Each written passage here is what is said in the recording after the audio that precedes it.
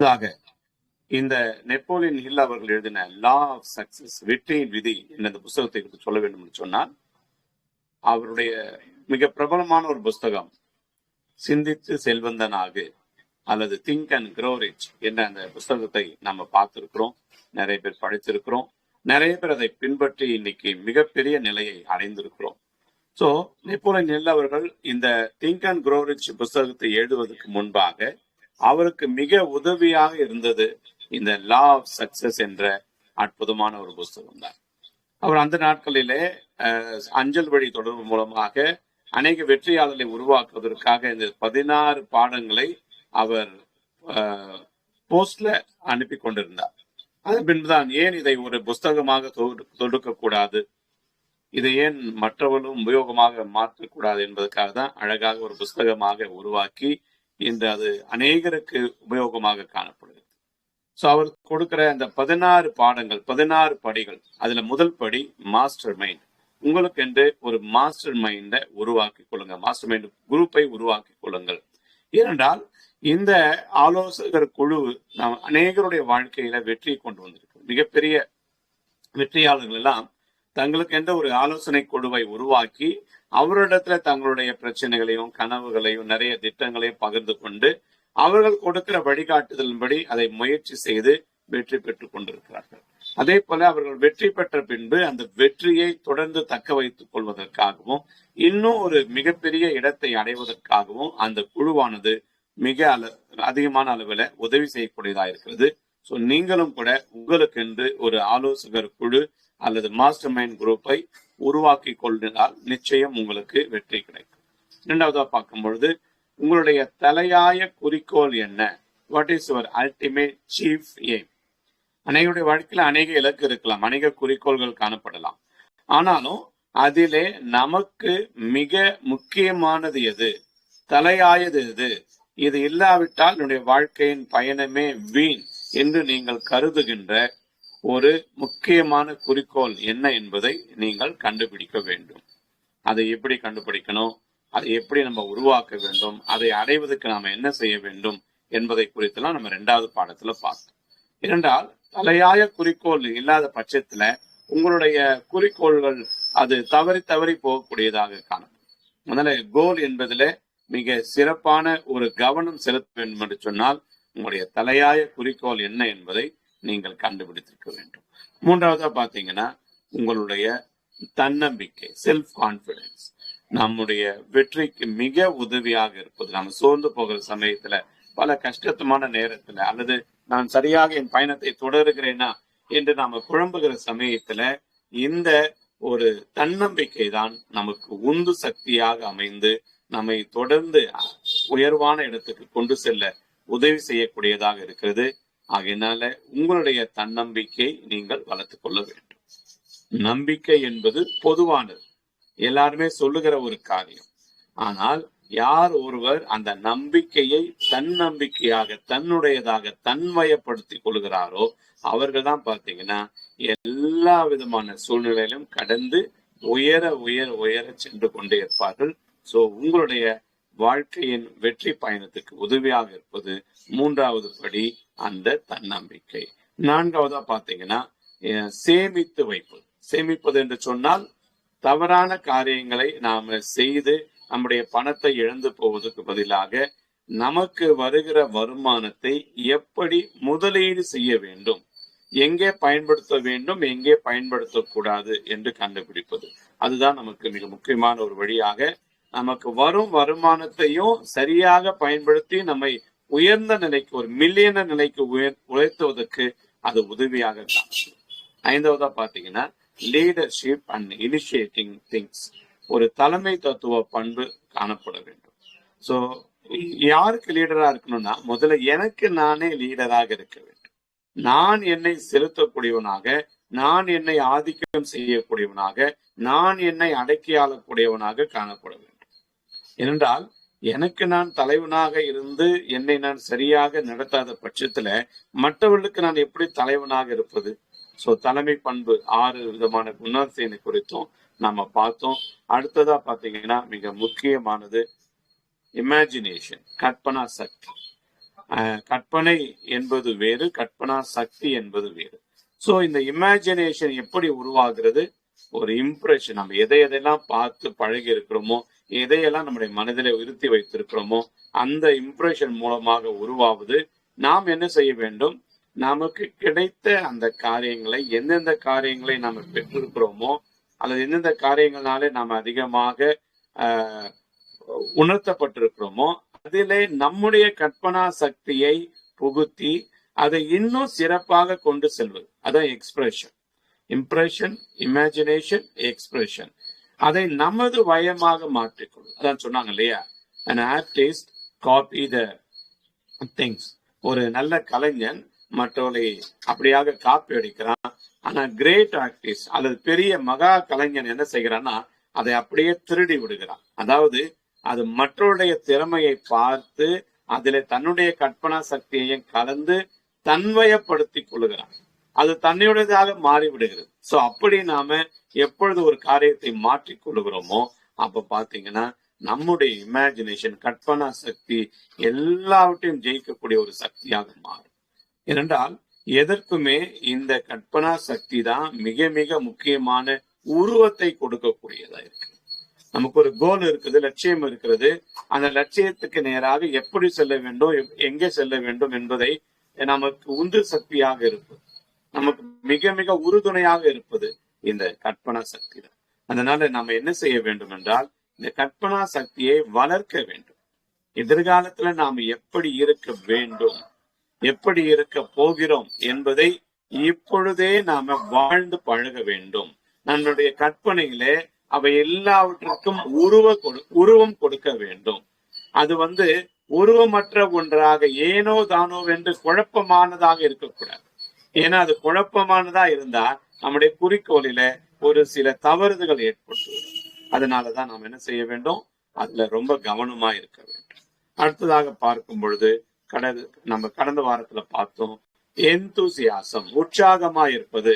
யார் ஒருவர் உற்சாகமாக காணப்படுகிறார்களோ அந்த உற்சாகம்தான் அவர்களுக்கு மிக பெரிய வெற்றியை கொடுத்து கொண்டே இருக்கிறது. அதனால உங்களுடைய வாழ்க்கையில இந்த ஒரு உற்சாகத்தை குறைவில்லாமல் பார்த்து கொள்ள வேண்டியது உங்களுடைய கடமையாக காணப்படுகிறது.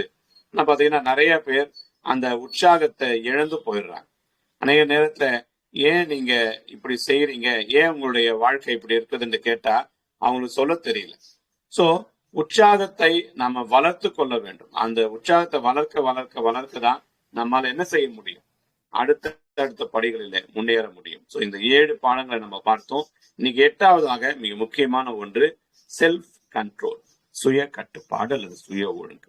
ஒரு வெற்றியாளனுக்கு, சாதனையாளனுக்கு, ஒரு தலைவருக்கு மிக மிக ஒரு அணிகலன், மணிமகுடம் மாதிரி காணப்படக்கூடியது என்னன்னா செல்ஃப் கண்ட்ரோல். இல்லைன்னா இந்த செல்ஃப் கண்ட்ரோல் உங்களுக்குள்ள இல்லாவிட்டால் அநேக நேரத்துல உங்களை திசை திருப்பி விடும். நீங்கள் கொண்ட லட்சியத்தை நீங்கள் அடைய விடாமல் அது தடுத்து விடும். அது உங்களுடைய மிகப்பெரிய சரிவுக்கு, ஒரு அழிவுக்கு நேராக உங்களை வழிநடத்தி. சோ அதுக்கு நம்ம உதவியா இருக்கக்கூடியது என்னன்னா செல்ஃப் கண்ட்ரோல். சோ மிக முக்கியமான ஒரு பாடம். அதைத்தான் நம்ம பார்த்து விட்டு, சுருக்கமாக அதை பார்த்து விட்டு இன்றைய சாதனையாளர், வெற்றியாளருடைய வாழ்க்கை பயணத்தை கேட்கலாம் வாங்க.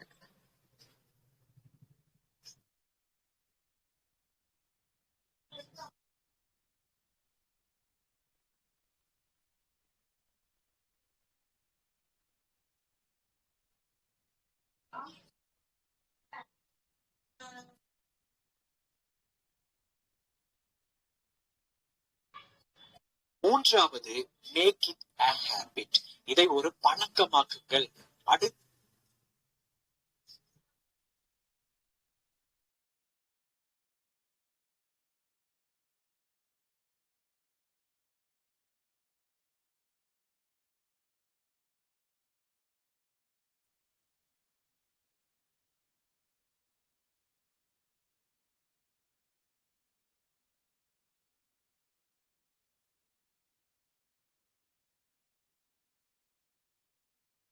பொதுவா வெற்றி அடையறதுக்கு நமக்கு இருக்க வேண்டிய ஒரு மிகவும் முக்கியமான பாசிட்டிவான ஒரு ஸ்மைல் பண்ணுங்க.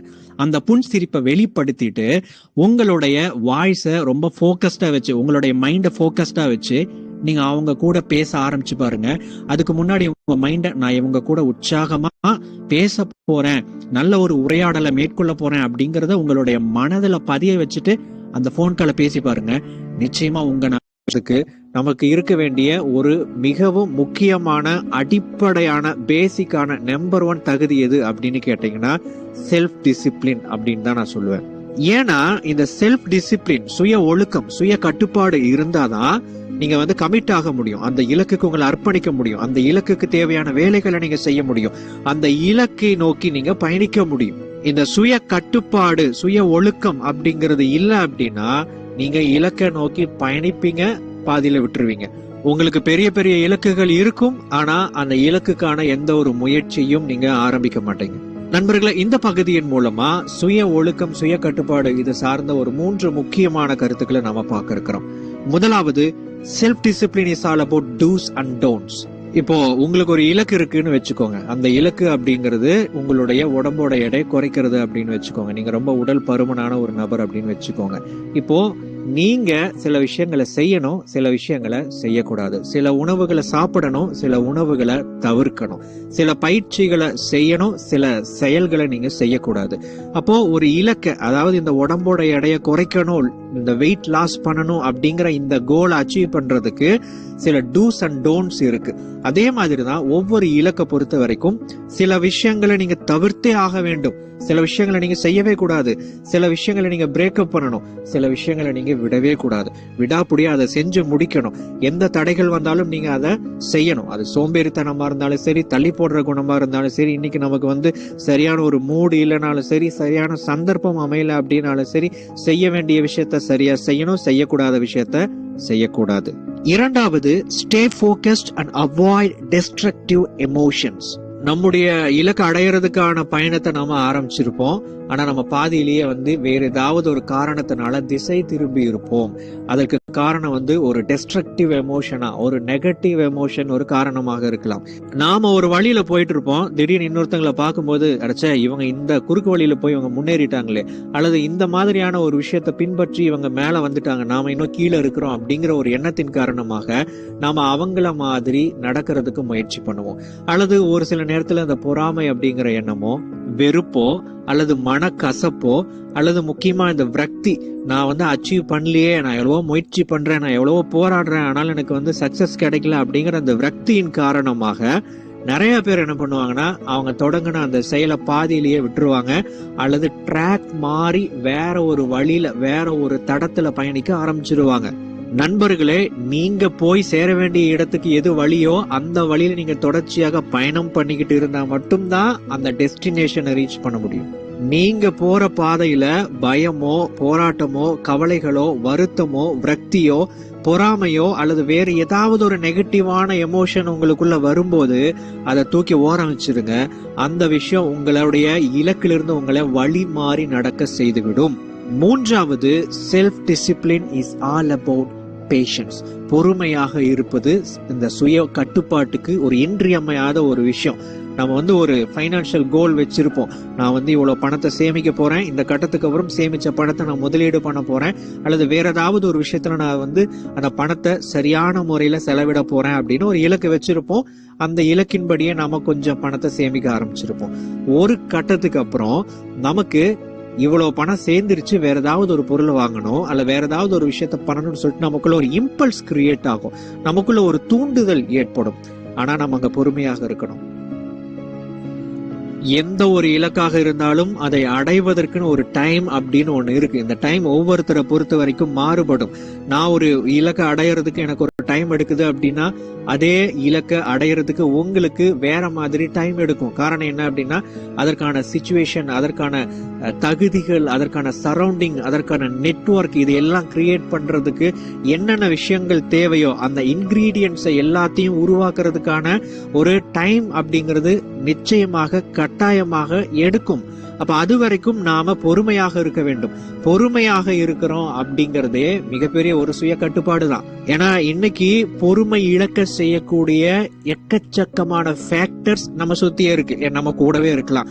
அத்தனை ஃபேக்டர்ஸையும் தாண்டி பொறுமையாக இருந்து ஜெயிப்பது உங்களுடைய கடமை. நண்பர்களே, நீங்க உங்களுடைய இலக்கில் வெற்றி அடையணும் அப்படின்னா பொறுமையா இருங்க. நெகட்டிவான எமோஷன்ஸுக்கு இடம் கொடுக்காதீங்க. எதை செய்யணுமோ அதை செய்யுங்க, எதை செய்யக்கூடாதோ அதை செய்யாதீங்க. சிம்பிளா சொல்லணும் அப்படின்னா சுய ஒழுக்கத்தோடு சுய கட்டுப்பாட்டோடு வாழுங்க. லெசன் 9, ஹேபிட் ஆஃப் டூயிங் மோர்.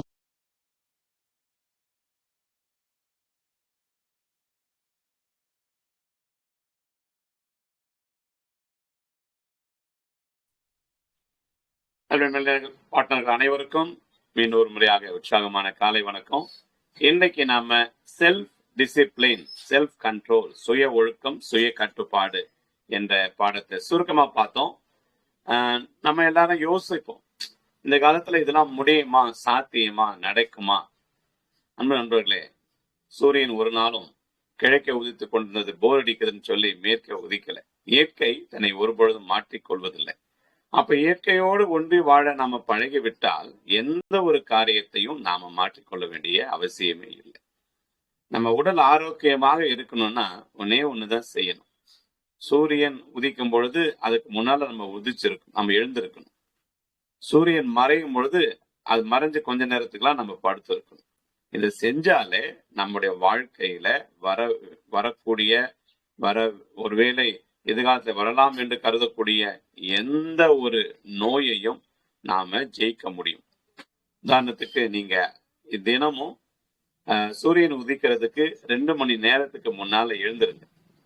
சூரியன் மறைந்த பின்பு 3 மணி நேரத்துக்கு பின்பு அதை நீங்க தூங்க போயிடுங்க. That's all. உங்களுடைய சொல்ல போனா 90% வியாதிகள் மருந்தே இல்லாமல் குணமாகும். இதுதான் இயற்கையினுடைய ஒரு விதி, வேற ஒன்றுமே கிடையாது. இன்னைக்கு ஜப்பான் பக்கத்துல பாத்தீங்கன்னா ஒரு அருமையான ஊர் இருக்குது. அந்த ஊர்ல நிறைய மக்கள், 100க்கு அதிகமான வயதுடையவர்கள் தான் காணப்படுறாங்க. 90 வயதுல அங்க பாத்தீங்கன்னா ஒரு அம்மா கட்டட வேலை செய்யறாங்க. 90 வயதுல ஒருவர் போய் அங்க வயல்ல வேலை செய்து கொண்டிருக்கிறார். 100 வயதுல சாதாரணமா நாம செய்கிற வேலைகளை அவங்க செய்து கொண்டிருக்கிறாங்க. எப்படி முடிகிறது என்று சொன்னால், அவங்களுடைய இந்த உணவு பழக்கங்கள், அப்புறம் இயற்கையோடு ஒன்றி போகிற ஒரு காரியம். முடிந்த வரை அவங்க என்ன செய்கிறாங்கன்னா, எல்லா விதமான எலக்ட்ரானிக் டிவைஸை, தேவையில்லாத காரியங்களை அவங்க பயன்படுத்துறது கிடையாது. அதை கொஞ்சமா பயன்படுத்திக்கிறாங்க. அதாவது எலக்ட்ரானிக் டிவைஸ், மற்ற காரியங்கள் தங்களை பயன்படுத்தி கொள்ளாதபடி அவைகளை இவர்கள் பயன்படுத்தி கொள்கிறார்கள். அதான் செல்ஃப் டிசிப்ளின். அதனாலதான் பாத்தீங்கன்னா 100 வயதுக்கு மேல அவங்க வாழ்றாங்க. இன்னைக்கும் நம்முடைய ஊர்ல நிறைய பேர் இருக்கிறாங்க. நாகர்கோவிலே எனக்கு தெரிஞ்ச ஒருவர் 107, 108 வயது வரை வாழ்ந்ததாக என்னுடைய நண்பர் ஒருவர் சொல்லுவார். சொல்ல போனா ஒருவர் தன்னுடைய கல்லறையை கூட ரெடி செய்து விட்டு 12 வருடங்கள் காத்து கொண்டிருந்தார் என்று நான் கேள்விப்பட்டிருக்கேன். அப்போ இது ஜப்பான்ல நடக்கும்னா தமிழ்நாட்டிலே நடக்கும். எந்த நாட்டுல வேணா நடக்க முடியும், நம்ம எளிமையாக ஒரு காரியத்தை சரியாக செய்துவதனால. சோ உணவு கட்டுப்பாடு என்று சொல்லும் பொழுது நிறைய பேர் என்ன நினைக்கிறாங்கன்னா, பட்டினியா இருக்குது, சுவையான உணவை சாப்பிடக்கூடாது என்பது கிடையவே கிடையாது. சரியான நேரத்துல சரியான அளவு நாம உண்டாலே உணவு கட்டுப்பாடு ஆட்டோமேட்டிக்கா வந்துடும்.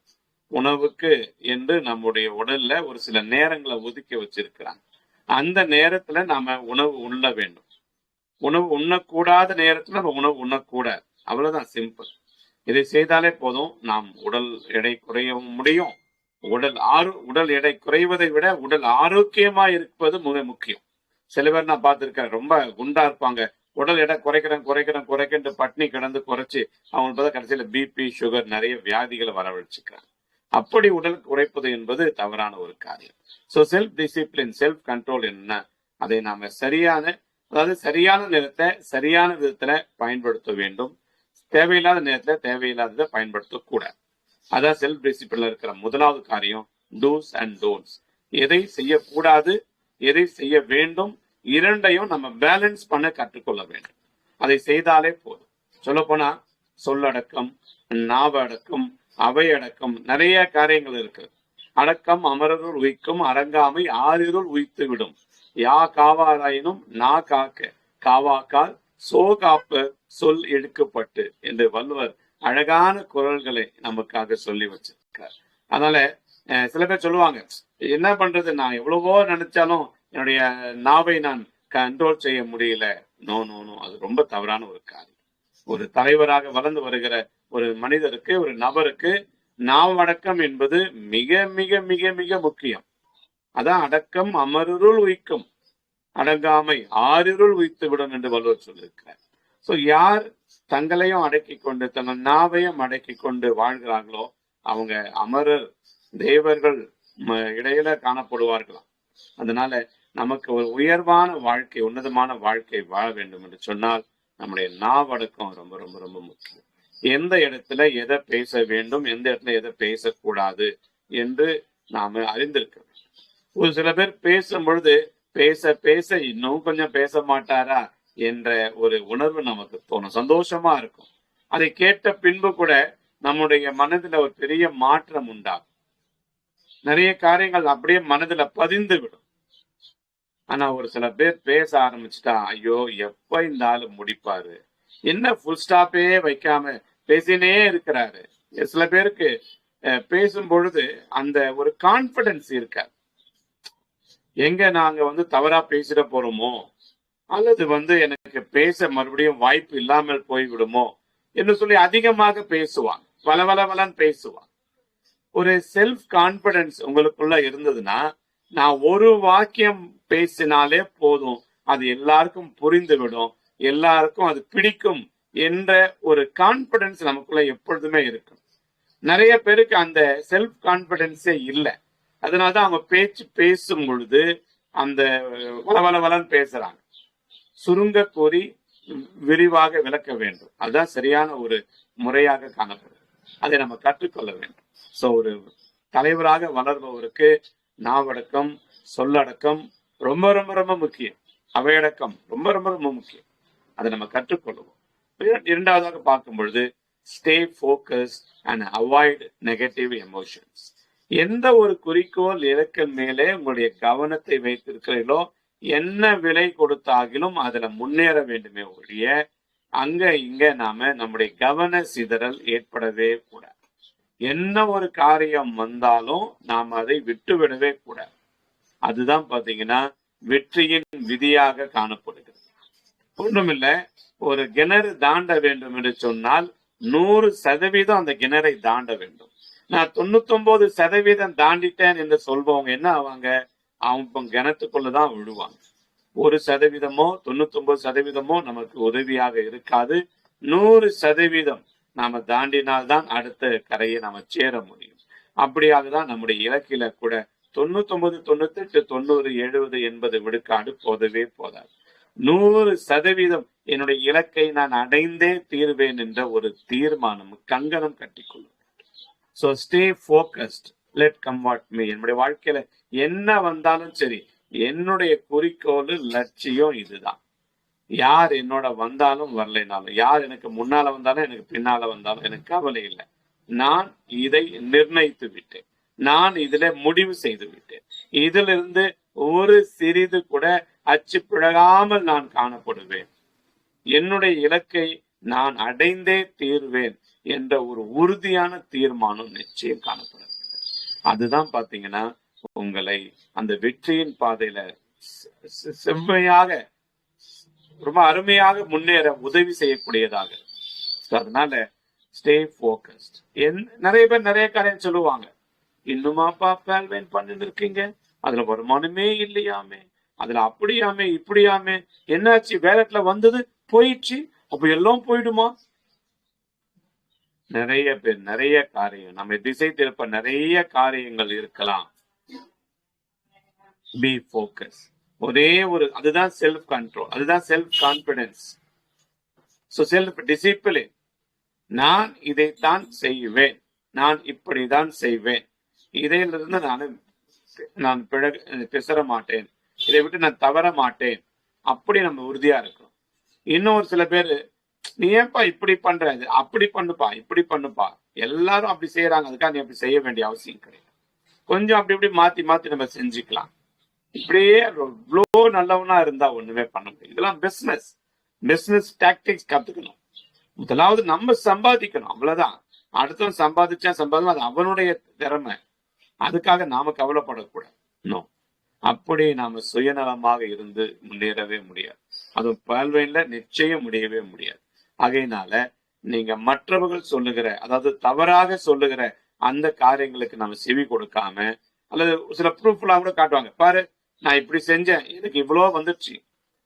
எவ்வளவு வேகமாக ஒரு சில காரியங்களை செய்கிறோமோ அது ஒரு சில நேரத்துல ஆரோக்கியமாக இருக்கு. ஒரு உதாரணத்துக்கு பாத்தீங்கன்னா, இன்னைக்கு வேகமாக நமக்கு அரிசியை வளர்த்து கொடுக்கிறார். வேகமாக, அதாவது 60 நாட்கள் பயிரை 30 நாட்கள் 15 நாட்களை செஞ்சு கொடுத்தா, இப்ப 90 நாட்கள் வளர வேண்டிய கோழிய 30 நாட்களை வளர செய்து கொடுத்தா, அதை சாப்பிடும் பொழுது வியாதி தான் வரும். அது நீண்ட காலம் நிலைக்கும். அதே போல குறுக்கு வழியில நிறைய காரியங்களை செய்ய நம்ம முயற்சித்தால் பின்னாலே நமக்கு மிக பெரிய தவறான ஒரு உதாரணமாக மாறிவிடுவோம். இழப்புகள் நிறைய நேரிடும். அதனால அவைகளை நாம என்ன செய்ய வேண்டும்? கவலை, அப்புறம் பொறாமை, பலவிதமான இந்த எதிர்மறையான எண்ணங்களையும் காரியங்களையும் நாம தவிர்க்க வேண்டும். நம்முடைய வழியில நாம முன்னேறி கொண்டேதான் இருக்க. மூன்றாவதா பாத்தீங்கன்னா பொறுமை. பொறுத்தார் பூமி ஆழ்வார். வல்லவர் இன்னும் ஒரு படி மேல போய், அகழ்வாரை தாங்கும் நிலம் போல தம்மை இகழ்வாரை பொறுத்தல் தலை என்று சொல்லுகிறார். நம்ம இகழ்பவர்களை கூட பொறுக்க வேண்டும். அப்படி இருக்கும் பொழுது நமக்கு வர வேண்டிய வெற்றியில நாம ஏன் பொறுமையா இருக்கக்கூடாது? சில பேர் நான் சொல்லுவாங்க, ஆக்க பொறுத்தவனுக்கு இன்னும் ஆற பொறுக்கலையா? சோ நிறைய பேர் அப்படிதான் இருக்கிறாங்க. நிறைய காரியங்களை பொறுமையா இருப்பாங்க. கடைசி நேரத்துல போட்டு அதாவது வெண்ணெய் திரண்டு வரும்பொழுது தாழி உடைஞ்ச கதையா ஆயிடும். அவ்வளவு நேரம் பொறுமையா இருந்து எல்லாத்தையும் செஞ்சவங்க கடைசி நேரத்துல டப்பு டிப்புன்னு போட்டு உடைச்சி எல்லாவற்றையும் கெடுத்து விடுவார். சோ அப்படியாக நீங்க மாறிவிடாது. அன்பு நண்பர்களே, பேர்ல் வைன் நமக்கு கிடைச்சிருக்கிற ஒரு பெரிய கிஃப்ட், காட்ஸ் கிஃப்ட். அதை முழுசா நீங்க உணர்ந்து கொள்ள வேண்டும். நாம இதுல பொறுமை மிக மிக மிக அவசியம். சிஸ்டமே சொல்றது, பி பேஷண்ட், பேஷன்ஸா இருங்க, பொறுமையா இருங்க. ஏன்? உங்களுக்கு வரப்போகிற வருமானம் அவ்வளவு பெருசா இருக்கு. இன்னைக்கு ஒரு தென்னை மரத்தை நட்ட மனிதன் என்ன செய்ய வேண்டும்? அந்த தென்னை மரம் வளர்ற வரைக்கும் பொறுமையா இருக்கும். மூங்கில் மரத்தை எடுத்துக்கொள்வோம் என்றால் அது ஒரு வித்தியாசம் இருக்குது. அது முதல் 4 வருடங்கள் வரை வளரவே வளராது. ஆனா 5வது வருஷத்துல இருந்து 4 வருஷம் முடிஞ்ச பொண்ணு பார்த்தா எல்லாரும் அப்படி அண்ணாந்து பார்க்கிற அளவுக்கு அவருடைய வளர்ச்சி காணும். நிறைய காரியங்கள் அப்படிதான் நமக்கு முதல்ல புலப்படாம இருக்கும், புரியாம இருக்கும். அது நமக்கு அதை பார்த்து நம்ம கவலைப்பட வேண்டிய அவசியமே கிடையாது. பைபிள்ல ஒரு அழகான உதாரணம் சொல்லப்பட்டிருக்கு.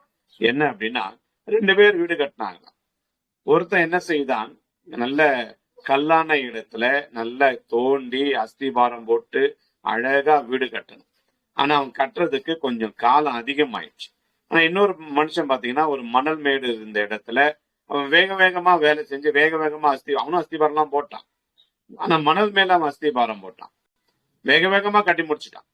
இந்த கல் மேல கட்டினவனுக்கு பல காலங்கள் ஆனது, பல மாதங்கள் ஆனது. ஆனா மணல் மேல கட்டினவனுக்கு சில மாதங்கள் தான் ஆனது. வெளிப்பிரகாரமா எல்லாத்தையுமே அவன் கட்டிட்டான். ஆனா கடைசியில என்ன நடந்ததுன்னு சொன்னால், ஒரு சூழ்நிலை வந்த பொழுது, அதாவது பெரிய வெள்ளமும் மழையும் வந்து மோதின பொழுது மணல் மேல கட்டின வீடு அப்படியே அழிஞ்சு போச்சு, கல்லு மேல கட்டின வீடு நிலையா இருந்தது என்று ஒரு உதாரணம் சொல்லப்படும். அதே மாதிரிதான் நம்முடைய வாழ்க்கையில நாம மற்றவர்கள் நம்மை பார்த்து நகைக்கலாம், பரியாசம் பண்ணலாம், முட்டாள் என்று சொல்லலாம். இது மாதிரிலாம் இவ்வளவு நல்லவனா இருக்கக்கூடாது என்றெல்லாம் சொல்லலாம். எல்லாமே வளர்ச்சிக்கான வழி, அடித்தளம். அஸ்திவாரம் என்பது எப்பொழுதும் மறைந்துதான் இருக்கும், அது மற்றவங்களுக்கு தெரியாது. ஆனா அதுதான் அந்த உயரத்தின் வளர்ச்சிக்கு உறுதுணையாக அமைவு. சோ நம்முடைய செல்ஃப் டிசிப்ளின் என்பது நமக்கு உள்ளே மறைந்திருக்கிற உள் அழகு, உள் அலங்காரம். அதுக்கு மதிப்பு விலையேறப்பட்டது. அது நம்ம மனுஷங்க அதை மதிப்பிடவே முடியாது, மனுஷங்க அதை விலை கொடுத்து வாங்க முடியாது. ஆனா நாம உண்மையா இருந்தால் பின் நாட்களிலே அது நமக்கு மிகப்பெரிய உயர்வு அடைவதற்கு உதவியாகத்தான். அதனால நம்முடைய சிஸ்டத்தில் இருக்கிற எல்லா மில்லியனர்களும் தொடர்ந்து மில்லியனர்களாக மாற வேண்டும் என்று சொன்னால் பொறுமை அவசியம். இந்த செல்ஃப் டிசிப்ளின், சுய கட்டுப்பாடு, சுய ஒழுங்கு அவசியம். அப்படி ஒழுக்க சீலனாக நாம் இருக்கும் பட்சத்துல நிறைய காரியத்துல ஜெயித்து கொண்டே இருக்க முடியும். நிறைய பேரை உருவாக்க முடியும். நிறைய அற்புதமான தலைவர்களை உருவாக்குவதற்கு நாம் ஒரு வழிகாட்டியாக, அதனால வாழ வைத்து வாழ்வோம் என்ற இந்த அற்புதமான சிஸ்டத்துல அப்படிப்பட்ட தலைவர்களை நாம உருவாக்குவோம், ஒரு முன்னோடிகளாக திகழ்வோம் என்று சொல்லி அந்த அனைவரையும் வாழ்த்தி இந்த நிகழ்ச்சியை நான் என்னுடைய பகுதியை நான் நிறைவு செய்து கொள்கிறேன். இப்போ பாத்தீங்கன்னா ஒரு அருமையான ஸ்டார் லீடர் திருநெல்வேலி மாவட்டத்திலிருந்து நமக்காக தன்னுடைய சுய வெற்றி பயணத்தை பகிர்ந்து கொள்வதற்காக காத்திருக்கிறார். அவரை நாம அறிமுகப்படுத்துவதற்காக ஒரு அற்புதமான ஒரு என்ன சொல்றது, அமைதியாக தன்னை அதிகமாக வெளிக்காட்டி கொள்ளாம மிக பொறுமைசாலியாக இருக்கக்கூடிய ஆனால் மிகப்பெரிய வெற்றிசாலியாக இருக்கக்கூடிய ruby leader Mohammed Kennedy sir அவர்களை வரவேற்கிறோம். அவர் இன்றைய வெற்றியாளரை, இன்றைய ஸ்டார் லீடரை நமக்கு அறிமுகப்படுத்துவார். So we welcome Mohammed Kennedy sir.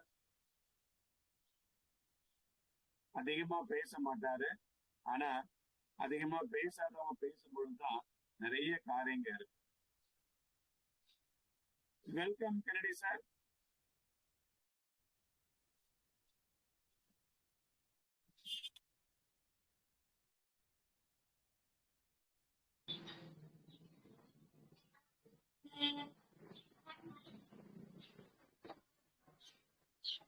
Michael ஐயா, முகமது கென்னடி சாருடைய மைக் ஆன் பண்ணிருக்கா? ஆமையா, ஆம்.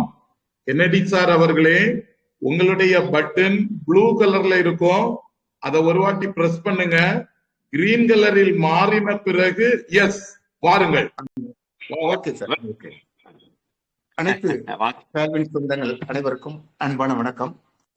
சார் செந்தில்குமார் சொன்னது போல என்னுடைய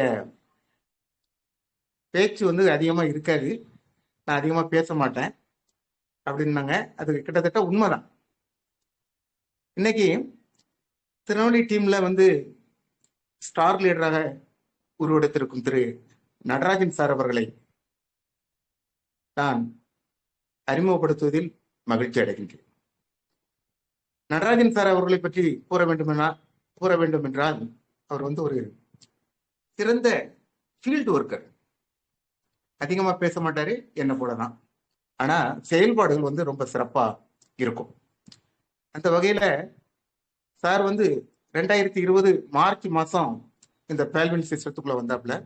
நெட்வொர்க் அப்படிங்கிறது சாருக்கு பேல்வின் தான் முதல் நெட்வொர்க். அந்த முதல் நெட்வொர்க்ல 2020 பிப்ரவரி மாசத்துல ஜாயின் பண்ணாரு. ஜாயின் பண்ணி கிட்டத்தட்ட ஒரு 2 மாதத்திற்குள்ளாக அவர் அமதிஸ்ட் ரேங்க அப்கிரேட் பண்ணாரு. அவர் அமதிஸ்ட் ரேங்க அப்கிரேட் பண்ணும்போது அவருக்கு ஒரு பெரிய அளவுல டீம் கிடையாது அந்த நேரத்துல. ஆனா இப்போ அவருடைய நிலைமையே வேற.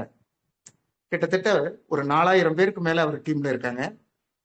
சிறந்த ஒரு லீடர், அமைதியா இருப்பாரு, ஆனா செயல்பாடுகள் அதிகம். இந்திய ராணுவத்துறையில சாருக்கு ஒரு பெரிய டீம் இருக்கு. சட்ட வல்லுநர்கள், அட்வொகேட் டீம் சாருக்கு நிறைய இருக்கு. அது போக போலீஸ் துறையிலையும் சாருக்கு டீம் ஒரு அளவுக்கு அதிகமாக இருக்கு. இப்போ போன வாரம் கூட ஒரு இன்ஸ்பெக்டர் சார் டீம்ல குவார்ட்ஸ் ஆனாங்க. நேற்றைக்கு முதல் நாள் வக்கீல் டீம்ல கதிர் அப்படிங்கிற ஒரு லாயர் குவார்ட்ஸ் ஆனாங்க. காமா ரொம்ப சிம்பிளா வாரத்துக்கு 2 குவார்ட்ஸ் 3 குவார்ட்ஸ் பண்ணிக்கிட்டே இருப்பாங்க திருநெல்வேலியில. அந்த அளவுக்கு ஒரு சிறப்பு வாய்ந்த லீடர். யதார்த்தமாக பேசக்கூடியவர், ரொம்ப பந்தா இல்லாத லீடர். யதார்த்தமா பேசுவாரு, ஆனா சிறப்பா செயல்படக்கூடியவர். திருநெல்வேலி மீட்டிங்கை பொறுத்த மட்டுக்கும் மீட்டிங்ல மேடையில ஏறி அதிகமா பேசலனாலும் ஒரு மீட்டிங்கை கூட அவரு தவற விடுவதில்லை. கிளீனா மீட்டிங்கு ஒரு அரை மணி நேரத்துக்கு முன்னோட்டியே மற்றவர்களுக்கு ஃபோன் பண்ணி வரவழைப்பதில், அதுல எல்லாரையும் அழைப்பதில், மீட்டிங்க்கு ஆட்களை அதிகமாக கொண்டு வருவதெல்லாம் சார் ஒரு சிறப்பா செயல்படக்கூடிய ஒரு லீடர். சார் திருநெல்வேலியில நம்ம பேல்வின் ஆபீஸுக்கு டெய்லி காலையில வந்துருவாப்புல. இங்க ஆபீஸ்ல இருந்துகிட்டே அதிக பேர்கள்ட்ட பேசுறது, அதிக பேர்களுக்கு வரவழைப்பது, அப்கிரேட் பண்றது எப்படிங்கிறதுல ஒரு திறமையான நபராக தான் நான் அவரை பார்த்துக்கிட்டு இருக்கேன். இப்போ ஸ்டார் லீடர் வந்து கிட்டத்தட்ட நெல்லை டீம்ல வந்து நான் ஒரு 1.25 வருஷத்துக்கு முன்னுக்கூட்டி ஆனேன் ஸ்டார் லீடரா. என்னை அடுத்து கிட்டத்தட்ட ஒரு 2-3 மாதத்துல வந்து வீனஸ் பிரபாவதி தம்பதிகள் வந்து நெல்லை டீம்ல ஸ்டார் ஆனாங்க. அதுக்கு பிறகு வந்து ஸ்டார் கிட்டத்தட்ட ஒரு 8-9 மாதங்களாக ஒருத்தரும் உருவாகாம இருந்த நேரத்துல முதல் முறையாக நம்ம நடராஜன் சார் வந்து ஸ்டார் ஆனாங்க. ஸ்டார் ஆன நடராஜன் சாரை தொடர்ந்து இந்த ஒரு 20 நாட்கள்ல 6 பேரு ஸ்டார் லீடர் திருநெல்வேலி டீம்ல. இது வந்து ஒரு பெரும் மகிழ்ச்சிக்குரிய ஒரு விஷயம். அடுத்த மாதம் 23ஆம் தேதி திருச்சியில நடக்கக்கூடிய ஸ்டார் மீட்டிங் நடக்கக்கூடிய நிலையில இன்னும் குறைஞ்சது ஒரு 5 பேராவது ஸ்டார் லீடரா ஆவாங்க நெல்லை டீம்ல அப்படிங்கிறதும் இப்போ உள்ள நிலைமையில வந்து நான் சொல்லிக்கொள்ள விரும்புகின்றேன். அருமையான இந்த அற்புதமான லீடரை அறிமுகப்படுத்துவதில் மிகவும் மகிழ்ச்சி. சாரை வந்து வெல்கம் பண்ணி உங்கள் முன்னால் பேச அழைப்பதில் நான் மீண்டும் ஒரு முறை மகிழ்ச்சி அடைகின்றேன். Senthilkumar sir, sir yes, welcome mister Natarajan sir. உங்களுடைய வெற்றி பயண அனுபவத்தை நாங்கள் பார்ப்பதற்கு முன்னால உங்களை பற்றிய ஒரு சிறிய காணொலி.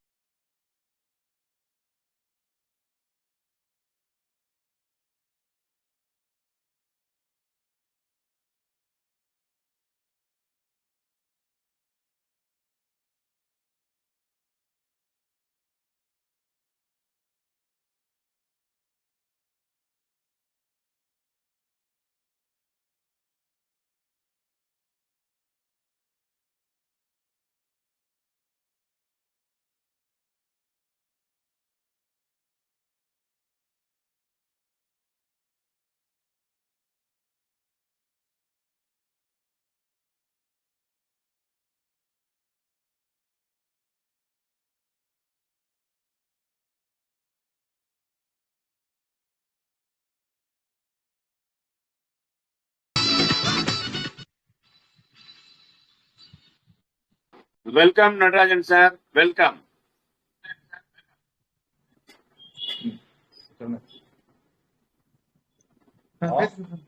வணக்கம் சார். சார் உங்க வீடியோ ஆன் பண்ணிக்கங்க.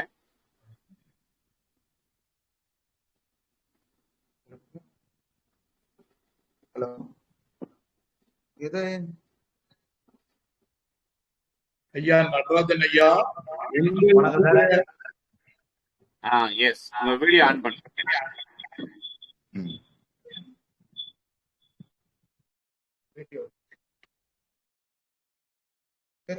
ஹலோ சார், பேசுறது கேட்க? ஐயா பேசுவது கேட்கிறது. முடிந்தால் உங்களுடைய வீடியோ ஆன் பண்ணலாம்.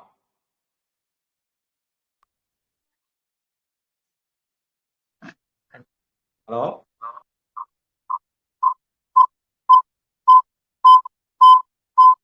ஹலோ பேசுங்க ஐயா. எஸ், அருமை. நன்றி சார். அனைத்து பேர்வின் உறவுகளுக்கும் என் இனிமையான காலை வணக்கம். எனது பெயர் வந்து நடராஜன். சொந்த ஊர் திருநெல்வேலி பக்கத்தில் அருகில் உள்ள ஒரு குறிச்சிக்குளம் என்ற கிராமம் தான். ஒரு நடுத்தர வர்க்கத்தில் உள்ள நபர் தான். இதுக்கு பேர்வின் வர்றதுக்கு முன்னால என்னோட சொந்த தொழில் வட்டி தொழில், அதைத்தான் செய்து கொண்டிருந்தேன்.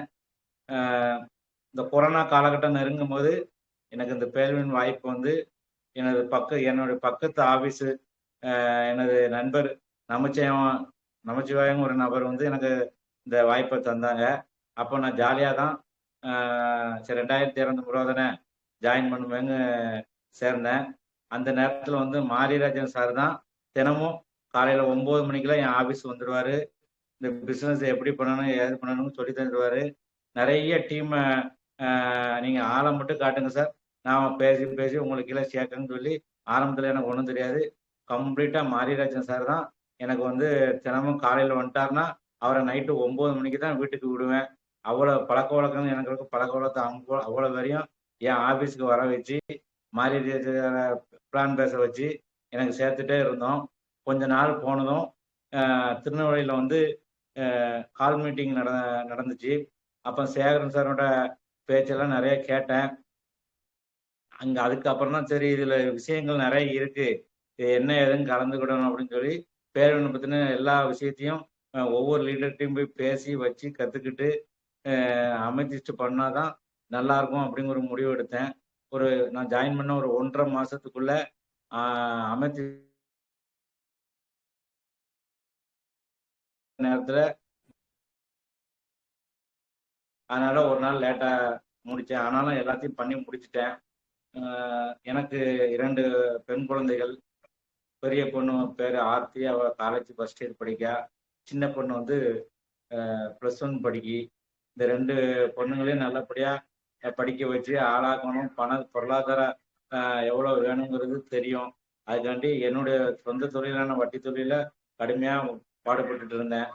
எப்படினாலும் மாசத்துக்கு 2 கேஸ் என் மேல வரும். 2 வக்கீலை கூட்டிட்டு மாசத்துக்கு 2 போலீஸ் ஸ்டேஷன் போயிட்டே தான் இருப்பேன். ஆனா இந்த பேரன் வந்ததுக்கு அப்புறம் பாத்தீங்கன்னா 25-30 போலீஸ்காரங்க என் டீம்ல இருக்காங்க. ஒரு 40-50 வக்கீல் என் டீம்ல இருக்காங்க. அது எனக்கு ரொம்ப சந்தோஷமா இருக்கு. இப்போ போலீஸ் ஸ்டேஷன் பக்கமே போறது கிடையாது.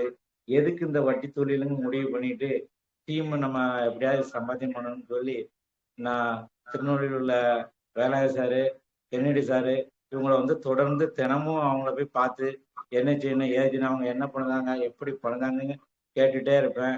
என் ஆஃபீஸை அடைச்சி போட்டுட்டு கென்னடி சார் ஆஃபீஸை வந்து காலையிலே உட்காந்துக்கிடுவேன். அங்கே என்ன நடக்கு, அப்கிரேட் எப்படி பண்ணுதாங்க, யாரெல்லாம் லீடர்ஸ் வராங்க, எப்படிலாம் டீமை கொண்டு போகிறாங்க அப்படின்னு பார்த்துட்டே இருப்பேன். நான் இதுக்கு முன்னால் எந்த ஒரு நெட்வொர்க்கும் இல்லை எந்த ஒரு தொழிலையும் நான் பண்ணதே கிடையாது. இது நமக்கு புதுசாக இருக்குது. இது எப்படியாவது கற்றுக்கிடணுங்காண்டி எல்லா நான் ஜாயின் பண்ணி இன்னைக்கு வரைக்கும் திருநெல்வேலி மீட்டிங் ஒரு மீட்டிங் கூட நான் அட்டன் பண்ணாமல் இருந்ததில்லை. அது எவ்வளோ பெரிய ஃபங்க்ஷனாக இருந்தாலும் கேன்சல் பண்ணிட்டு மீட்டிங் தான் முக்கியத்துவம் கொடுப்பேன். வந்து உட்காந்து முழுசா சில விஷயம் இன்னும் கற்றுக்கிட வேண்டியது நிறைய இருக்கு. சேரந்தனோட பழக்க வழக்கங்கள், மைக்கேல் சாரோட பழக்க வழக்கங்கள், அவளுடைய பழக்க வழக்கம் இப்போதான் எனக்கு அறிமுகமாகுது. இப்போ ஸ்டார் லீடர் ஆனதே எனக்கு இன்னொரு சந்தோஷம்.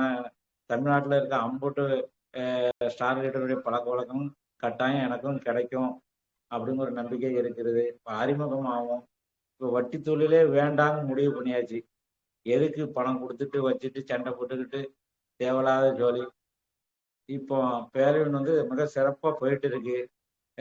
எனக்கு வந்து வாழ்க்கையில வந்து இன்னும் இப்போ ஒரு 2025 வரும்போது என் வாழ்க்கை எப்படி இருக்கும்னு நான் டெய்லி கனவு காங்க வேண்டியதா இருக்கு. சார் மேடல் சொன்னது கடமை, கடன் இல்லைன்னா கனவு இருந்தா அவன் வந்து ஜெயிப்பாங்கன்னு சொல்லுவாங்க. எனக்கு இந்த 3மே இருக்கு. அதனால கட்டாயம் நான் ஜெயிச்சிருவேன். வேற நன்றி சார். எனக்கு வேற ஒன்றும் பேசுறதுக்கு ஓடலை. திருநெல்வேலியில இருக்கிற அனைத்து லீடருக்கும் நான் நன்றி சொல்ல கடமைப்பட்டிருக்கேன். குறிப்பா வந்து என்ன இந்த பேரவனுக்கு அறிமுகப்படுத்தின நமச்சிவாயம், அடுத்து மாரிராஜன் சார். எனக்கு ஆரம்ப காலத்துல பேரவன்னா என்னன்னு தெரியாத நேரத்துல நைட்டு மங்களும் எனக்காக ஓடி ஓடி உழைச்சி கொடுத்தாரு. 2வது எனக்கு இந்த அணியை எப்படி வழி நடத்தி கொண்டு போகணும், வைக்கணும், எப்படி பேசணுங்கிறது வேலாய சார் ரொம்ப ஒரு முக்கியமான ஒரு காரணமா இருந்தாரு. அதையும் தாண்டி கென்னடி சார் வந்து டெய்லி அவர் ஆஃபீஸுக்கு வந்து அவர் வராரோ இல்லையா, நான் அவர் ஆஃபீஸில் வந்து உட்காந்துக்கிடுவேன். அவர் போன பிறகுதான் நானும் வீட்டுக்கு போவேன். அவர் கூடயே இருந்து என்ன அப்கிரேட் பண்ணணும், எப்படி பண்ணணுங்கிறது வந்து என்னுடைய எல்லா வெற்றிக்கும் பின்னாலையும் கென்னடி சார் இருக்காங்கிறத ரொம்ப சந்தோஷப்படுறேன். சேகரன் சார் பேச்சை கேட்கறதுக்காண்டி எந்த ஊர்ல மீட்டிங் நடந்தாலும் போகிறதுக்கு ஆசைப்படுவேன். நன்றி சார். வணக்கம் சார். அனைவருக்கும்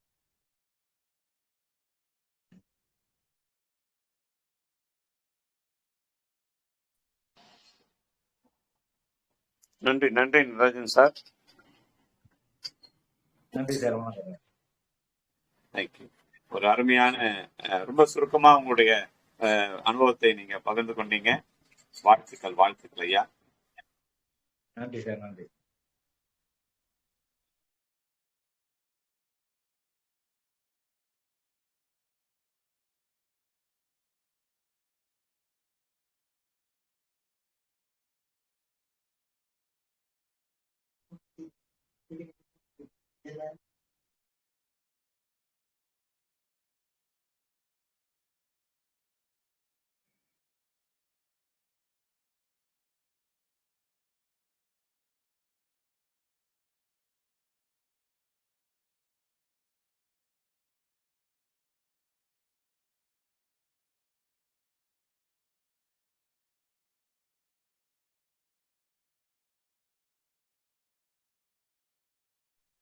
சரி சார். அப்படி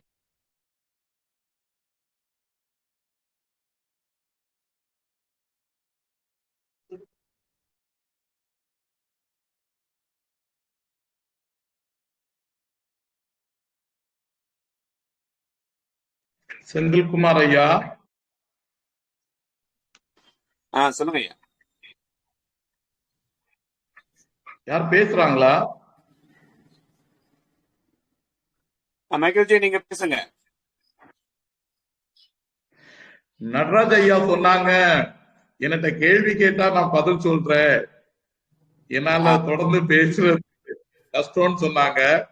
ஓகே, நீங்க அவருடைய விருப்பத்தின் சார் 2-3 கேள்விகள் மட்டும். எஸ் எஸ் ஐயா, உங்களுடைய ஃபேமிலியை பத்தி கொஞ்சம் சொல்லுங்க ஐயா. நடராஜ் ஐயா, கொஞ்சம் உங்க ஃபேமிலியை பத்தி கொஞ்சம் சொல்லுங்க. சார், என் மனைவி பேரு மாரியம்மாள். சொந்த ஊர் குற்றாலா பக்கத்தில் உள்ள இளஞ்சி. 2 பெண் குழந்தைகள். எனக்கு உடன் பிறந்த சகோதரர்கள் வந்து 2 பேரு. எனக்கு அக்கா 4 அக்கா, மொத்தம் 7 பேரு. நான் தான் கடைசி பையன். அம்மாவும் அப்பாவும் தவறிட்டாங்க. எங்க அம்மா தவறுன ஒரு 2 நாள் கழிச்சு எனக்கு இந்த பேலியன் வாய்ப்பு கிடைச்சது. அப்ப அந்த நேரத்துல வந்து என்னால ஒன்றும் பண்ண முடியாதனால நான் ஐடியா மட்டும் போட்டுட்டு 2 நாள் கழிச்சு வாரேன் சார் அப்படின்னு சொல்லிட்டு போனேன். ஆனா எங்க அம்மா இறந்து அந்த விசேஷம் ஒன்று வைப்பாங்க, அது வைக்கிறதுக்கு முன்னாடி நான் ஓனிக்ஸுங்க ரேங்க முடிச்சிட்டேன். ஏன்னா முடிச்சாச்சு. வேற சொல்லுங்க சார். ஓகே, நன்றி. உங்களுடைய டீம் மக்கள் பத்தி கொஞ்சம் சொல்லுங்களேன் சார். எனது டீம்ல வந்து எனக்கு டைரக்ட் ஐடி 21 ஐடி வச்சிருக்கேன். அது போக நான் அமர்த்திஸ்ட் ரேங்க்ல இருக்கேன். என் வீட்டம்மாக்கு ஒரு ஐடி போட்டேன். என் வீட்டம்மாக்கு 16 ஐடி கிட்ட வச்சிருக்கேன், போட்டிருக்கேன் டைரக்டா. என் வீட்டம்மா வந்து ஸ்போர்ட்ஸ் அண்ட் எக்ஸசைஸ்ல வச்சிருக்கேன். என் குழந்தைக்கு ஒரு 15 ஐடியோ 16 ஐடியோ போட்டிருக்கேன். என் 2 பிள்ளைங்களுமே ஸ்போர்ட்ஸ் எக்ஸசைஸ் முடிச்சு வச்சிருக்கேன் சார். அது போக என்னுடைய டீம்ல வந்து திறமையான நபர்கள் வந்து இருக்காங்க. வக்கீல் டீம் ஒரு டீம் இருக்கு. அவங்க வந்து நல்லா சுறுசுறுப்பா 1 வருஷத்துக்கு முன்னாடி அந்த வக்கீல் சேர்ந்தாலும் கூட நம்பல, எனக்காண்டி சேர்ந்துட்டு விட்டுட்டாப்புல, என் கூடயே இருப்பாப்புல. ஆனா இப்ப இந்த ஆட்டோ ஃபுல்லா அவங்களுக்கு வந்ததுக்கு அப்புறம் புரிஞ்சுக்கிட்டு என்னை விட திறமையா ஸ்பீடா நல்லா வேலை பார்க்காங்க. ஒரு பெரிய நான் திருநெல்வேலி கோர்ட்டுக்கு போயிட்டேன்னா ஒரு ஜட்ஜி மாதிரி அவ்வளவு வக்கீல் எனக்கு சுத்தி நிற்பாங்க. எனக்கு ஒரு சந்தோஷமா இருக்கு. அவ்வளவு ஒரு வக்கீல் டீம், பெரிய டீம் வச்சிருக்கேன். அது மாதிரி ஒரு போலீஸ் நண்பர் வந்தார். அந்த நண்பர் மூலம் போலீஸ் டீம் பார்த்தீங்கன்னா திருநெல்வேலியில் இருக்க நிறைய போலீஸ் அதிகாரிகள் வந்து இன்ஸ்பெக்டர் ரேஞ்சில் இருக்க 50 பேருமே என்னுடைய 2-3 இன்ஸ்பெக்டர் என் டீம்ல இருக்காங்க. ஒரு இன்ஸ்பெக்டர் போன வாரம் கூட போர்ஸ் அடிச்சாங்க ஐயா. அவருக்கு உங்க ஊர் நார்வேலுங்கிறது எனக்கு இந்த நேரத்துல சொல்லிக்கிட்டேன். அவர் பேரு பத்மநாப பிள்ளை. அவர் சொந்த ஊர் நார்வேலு. திருநெல்வேலி ஊர்ல இன்ஸ்பெக்டரா இருக்காரு. அவர் 4ஆம் ரேங்க அவரை பண்ண வச்சிருக்கோம் சார். அதுக்கப்புறம் இராணுவத்துல வந்து போன மாசத்துக்கு எங்க வந்த மிலிட்ரி நண்பர் லீவுல வந்திருந்தாப்புல. அவரை நம்ம மீட்டிங் கூட்டிட்டு இருந்து உட்கார வச்சு பிளானை புரிய வச்சு அனுப்பி வச்சேன். இப்ப எனக்கு வந்து இந்தியாவில் உள்ள எல்லா ஸ்டேட்டுக்குமே டீம் போற அளவுக்கு டெய்லி குறைஞ்சது 10 ஐடி 10 to 20 ஐடி குறையாம எனக்கு அங்க இராணுவத்துல விழுந்துட்டே இருக்கு, ஐடிகள் விழுந்துட்டே இருக்கு. எல்லா அசாமு, பஞ்சாபு, குஜராத்து எல்லா ஸ்டேட்டுக்குமே வந்து ஐடிகள் போயிட்டே இருக்கு. அங்க எல்லாமே என்னுடைய ஃபர்ஸ்ட் லைன்ல 2வது லைன்ல வராங்க. அம்புட்டு வருமே வந்து நல்ல பிளானை புரிஞ்சுட்டு தான் அவங்களுக்குன்னு ஒரு வாட்ஸ்அப் குரூப் ஆரம்பிச்சு வச்சிருக்கேன். செந்தில் சார் சொன்ன மாதிரி. என்ன எனக்கு ஹிந்தி தெரியாது, அதனால இருந்தாலும் அந்த குரூப்ல என்னையும் அட்மினா ஆக்கி வச்சு உள்ள வச்சிருக்காங்க. எதுவும் டவுட்னா என் நண்பர் தமிழ்ல பேசினாலும் நான் தமிழ்ல சொன்னோம்னா அவன் ஹிந்தியில வந்து 50 பேருக்கும் சொல்லிட்டு இருக்காப்புல. இந்த ஹிந்தி மீட்டிங் லிங்கு இல்ல ஹிந்தியில உள்ள நடக்கிற கியூ மீட்டிங் அப்படி எதுவும் லிங்க் இருந்துச்சுன்னா எனக்கு தந்து உதவினா இன்னும் கொஞ்சம் நல்லா இருக்கும் சார். நன்றி சார். ஒரு நன்றி. Okay sir. உங்களுக்கு ஹிந்தி மீட்டிங் இது நடந்துட்டு இருக்கு, அதனுடைய லிங்க் தரலாம். குட். சரி சார். நீங்க வட்டி தொழிலே வேண்டாம், வாழ்வின் தான் நான் இன்னி ஃபுல்லா பண்ண போறேன்னு நீங்க சொன்னீங்க. அதுக்கு காரணம் இருக்கு சார். சொல்லுங்க ஐயா. ஏன்னா நான் வட்டி தொழில் பண்ணிட்டு இருக்கிற நேரத்துல வந்து 2 பிரச்சனை இருந்தது. ஒண்ணு, என் மேல கந்துவட்டி கேஸ் எப்படி மாசத்துக்கு ஒரு யாராவது ஒரு ஆள் கொடுங்க. அவங்க உதவிங்க வந்து பணம் கேட்காங்க, நம்ம கொடுப்போம். பணத்தை வாங்கிட்டு தரலங்கும் போது நம்ம கோவத்துல ஏதாவது பேச வேண்டிய சூழ்நிலை வர சமயம் வந்து ஓடி போய் கந்துவட்டி கேஸ் பணத்தையும் நம்ம கொடுத்துட்டு என் மேல கேஸும் போடுறாங்க. அப்ப அதுக்கு நான் 2 வக்கீலை பிடிக்கணும், போலீஸ் ஸ்டேஷன் போக வேண்டியிருக்கு. போலீஸ் ஸ்டேஷனு வக்கீலு அப்படியே இதே பிரச்சனையாவே போயிட்டு இருக்கு. ஆனாலும் அது பழகின தொழில்னால சாதாரணமா பண்ணிட்டு இருந்துட்டு தான் இருந்தேன். அந்த நேரம் காலகட்டத்தில் தான் கொரோனான்னு ஒண்ணு வந்தது. யார்கிட்ட சார் கொரோனா காலத்துல போய் வட்டி வாங்க முடியும்? எவ்வளவு வட்டி புரிஞ்சாலும் கொரோனா நேரத்துல ஒருத்தன் வட்டி தர முடியல. அது மனசாட்சிக்கு அது இடம் கொடுக்க முடியாது. கொரோனா நேரத்துல சாப்பாடுக்கே கஷ்டப்பட்ட நேரத்துல யார்கிட்ட போய் வட்டி வாங்க முடியும்? அப்ப அந்த நேரத்துல வந்து இந்த பேல்வின் வந்து எனக்கு டெய்லி 2000 3000 எனக்கு கீழே ஐடிகள் விழுந்துட்டே இருந்தது. எனக்கு டெய்லி 3000 4000 சொல்லி அந்த வட்டி பிரியாத காலத்துல கூட நான் பொருளாதார சுதந்திரம் வந்து இந்த பேல்வின்ல தான் எனக்கு கிடைச்சது. அப்போ ஒரு இக்கட்டான சூழ்நிலை பேல்வின் இப்படி நமக்கு பணம் சம்பாத்தியம் பண்ணி தந்துட்டு இருக்கு. இதை நம்ம எதுக்கு விடுவானே, அதுல ஏன் கஷ்டப்படுவானேன்னு சொல்லிட்டு தான் இந்த வட்டி தொழிலே வேண்டாம் ஒரு முடிவு பண்ணினேன். கோடி கோடியா சம்பாத்தியம் பண்ணக்கூடிய வாய்ப்புகள் இங்க இருக்கும்போது நம்ம தேவையில்லாம எதுக்கு வட்டி தொழில் பண்ணணும்? வேற எந்த தொழிலும் தெரியாம தானே சார் வட்டி தொழில் பண்ணுதோம். இப்படி ஒரு தொழிலை வந்து சொல்லித் தரதுக்கு ஒரு அசோசியேஷனும் இருக்கு. வழி நடத்துறதுக்கு திருநெல்வேலியில 2 லீடர் எனக்கு இருக்காங்க, வேலாய சாரும் கென்னடி சாரும். இப்படி ஒரு நமக்கு நம்மளை வாழ வச்சாதான் அவங்க வாழ்வுங்கிற ஒரு இது மாதிரி பேரணியில் இருக்கும்போது நம்ம அதுக்கு தானே சார் முக்கியத்துவம் கொடுக்கணும். அதனால இந்த தொழில் தான் பண்ணணும்னு முடிவு பண்ணிட்டேன். பேல்வினை தவிர எதுவும் பண்ணதாப்புல ஐடியாவும் இல்லை. நான் பேல்வின் பண்றதை பத்தி நிறைய இதுல வந்து என்கிட்ட வந்து அங்க வாங்க இங்க வாங்க கூப்பிட்டாங்க. ஒரு இடத்துக்கு நான் வர மாட்டேன், என்னை தயவு செய்து யாரும் கூப்பிடாங்க அப்படின்னு சொல்லியிருக்கேன் சார். பேல்வினை தவிர நான் எதுவும் பண்ணதாப்புல ஐடியாவே கிடையாது சார். வாழ்த்துக்கள் ஐயா, வாழ்த்துக்கள். ஒரு முறை பிறந்து விட்டோம், தாய் தாய் தான், மகன் மகன் தான். இனிமேல் பிறக்க மாட்டேன்னு நீங்க சொல்லிருக்கீங்க. Very good.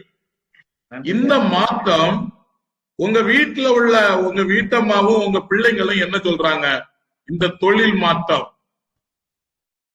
மாற்றங்கிறது வந்து அவங்களுக்கு இன்னும் பெரிய லெவல்ல வந்து இது சின்ன குழந்தைங்கனால இப்போ பொண்ணுங்களுக்கு புரியாது. அவங்க ஸ்கூல் படிச்சுட்டு வச்சுட்டாங்க. எப்போதுமே நான் என்னுடைய தொழிலை வந்து வீட்டுல வந்து அதிகமா பகிர்ந்துக்கிறது இல்லை. சும்மா இதை பண்ணதான் அதை பண்ணதான் அவங்களுடைய தேவை என்னையோ அதை நம்ம பூர்த்தி செஞ்சுட்டு போயிட்டே இருப்பேன். ஆனா எல்லா நல்லது கெட்டு இப்படி வரும் அவ்வளவு வரும் இவ்வளவு வரும். நான் என்ன சொன்னேன், நான் என்ன ஒரு நம்ம வெளியில வந்து நம்ம ஒரு டெரர் பீஸ் மாதிரி காட்டினாலும் வீட்டுக்குள்ள என்ன என் குழந்தைங்களும் என் வீட்டம்மாவும் என்ன ஒரு காமெடி பீஸ் மாதிரி தான் பார்க்காங்க. இவரு லட்சங்காரு கோடின்னு சொல்லுதாரு, வந்த அன்னைக்கு பார்ப்போம் அப்படின்னு சாதாரணமா நினைச்சிட்டாங்க. அது கட்டாயம் வரும் அப்படிங்கிற 100க்கு 200% எனக்கு தெரியுது. ஆனா குழந்தைக்கும் வீட்டம்மாவுக்கும் புரிய வைக்க முடியல. சரி, புரிய வைக்க வேண்டியது அவசியம் இல்லை, எல்லாம் நடைமுறைக்கு வரும்போது தன்னாப்புல உணர்ந்துக்கிடுவாங்க அப்படிங்க. ஆனா இப்பந்தான் எனக்கு கோர்ஸ்ல 1800 டிபி வந்தது. அப்ப அவங்களுக்கும் அவங்க ஐடியாவுக்கும் வர்றதுக்கு அப்புறம் கொஞ்சம் ஆமா இவர் சொல்றதுல ஏதோ ஒரு உண்மை இருக்கு, ஏதோ வருது அப்படிங்கிற இப்பதான் பேலனை பத்தின ஒரு சின்ன சிந்தனையே வீட்டுக்கு வந்திருக்கு சார். நன்றி நன்றி நன்றி. பேல்வைன்ல உங்களுக்கு பிடிச்ச விஷயம், நீங்க உங்களை ஈர்த்த விஷயம் எதுன்னு சொல்லலாம்? நல்ல டாப் விஷயம். பேல்வின்ல வந்து சார் நம்ம வந்து எந்த இடத்துலயுமே யாருக்குமே வந்து ஒரு லாஸ்ங்கிறது இல்லைல்ல சார். நம்ம எத்தனை பேருக்கு வாய்ப்பு கொடுத்தாலும் அவங்களும் நல்லா தான் இருக்க போறாங்க. அது மாதிரி வந்து நம்ம சுத்தி இருக்க உறவுகள் வந்து இதுக்கு முன்னால உள்ள தொழில வந்து இவன் ஏன் இப்படி இருக்கா, யாருமே எந்த உதவியும் பண்ண போற சொந்த தொழில் யார் எந்த தொழில் பண்ணாலுமே வந்து நமக்கு வந்து தொழில் வளர்ந்து கூட சேர்ந்த நண்பர்களும் செய்ய மாட்டாங்க, சொந்த பந்தமும் பண்ண மாட்டாங்க, யாரும் பண்ண மாட்டாங்க. நம்ம தான் போராடணும். நம்ம ஜெயிக்கணும்னா நம்ம தொழில நம்ம போராடணும். ஆனா பேல்வின்ல வந்து சார் நான் ஜெயிக்கிறதுக்கு எனக்கு இவ்வளவு மேல உள்ள லீடர்ஸ் நமச்சிவாயம், மாரிராஜன், வேலாய சார், தென்னிட சார் அம்புட்டு வரும் உதவி போடுறாங்க. இதையும் தாண்டி அசோசியேஷன் ஒண்ணு ஒரு அற்புதமான ஒரு அசோசியேஷன் இருக்கு. அவங்க எந்த ஊருக்கு போனாலும் உதவி பண்ணதுக்கு ஆட்கள் மீட்டிங்கு அது இதுக்கு என்ன வாழ வைக்கிறதுக்கு எனக்கு பின்னாலும் பெரிய அசோசியேஷன் எனக்காண்டி இருக்கிறது மாதிரி நானே ஒரு கற்பனை பண்ணிக்கிட்டு இருந்தேன் சார். அதனால நமக்கு உதவிகரம் நார்வில் போனா சேரன் சாரை போய் பார்ப்பேன். அவர் எனக்கு எங்க உதவி கேட்டாலும் எல்லாரும் செய்தாங்க சார். இந்த தொழில மத்த தொழில பண்ண மாட்டாங்களா சார்? நன்றி ஐயா, வாழ்த்துக்கள் வாழ்த்துக்கள். உங்களுடைய எதிர்கால திட்டம் என்ன? என்னுடைய எதிர்கால திட்டங்கிறது வந்து குழந்தைங்களை வந்து நான் கஷ்டப்பட்டு நடத்துற குடும்பத்துல பிறந்தாலும் என்னுடைய 10ஆம் கிளாஸுக்கு அப்புறம் வந்து சார் நான் வந்து என்னை வீட்டுல படிக்கவே வேண்டாங்கன்னு தான் சொன்னாங்க. அந்த நேரத்துல நான் வந்து நானே தான் படிச்சுக்கிட்டேன். +1 +2 நான் தான் படித்தேன். அந்த நேரத்துல வந்து நான் வந்து பெயிண்டிங் ஆர்டிஸ்ட். இந்த எலெக்ஷனுக்கு எழுதி போட வைக்க, போர்டு எழுத வைக்க, இப்படி நான் வேலை பார்த்து தான் பள்ளிக்கூடத்துக்கு போவேன். நான் வேலை பார்த்து தான் காலேஜுக்கும் போனேன். நைட்டு ஃபுல்லாக ஆட்டோ ஓட்டுவேன், பகல் ஃபுல்லாக காலேஜுக்கு போவேன். என்னோட கல்யாணம் எல்லாமே நல்லது கெட்டு எழுத எல்லாமே என்ன சார்ந்து தான் சார். வாழ்க்கையில வருமானம் நான் எத்தனையோ நல்லா பசி மட்டினியா கிடந்திருக்கேன். பணம் ஒண்ணுதான் நம்முடைய குறிக்கோள்னு சொல்லி அசுர வளர்ச்சி தான். இப்போ எனக்கு நான் சொந்தமா வீடு வாங்கியிருக்கேன், இடம் வாங்கியிருக்கேன், கார் வச்சிருக்கேன், எல்லாமே இருக்கு சார். ஆனா எல்லாமே என்னுடைய உழைப்பு. நான் மட்டுமே உழைக்க வேண்டியதா இருக்கு. வாழ்க்கையில வந்து ரொம்ப போராட வேண்டியதாகி போச்சு.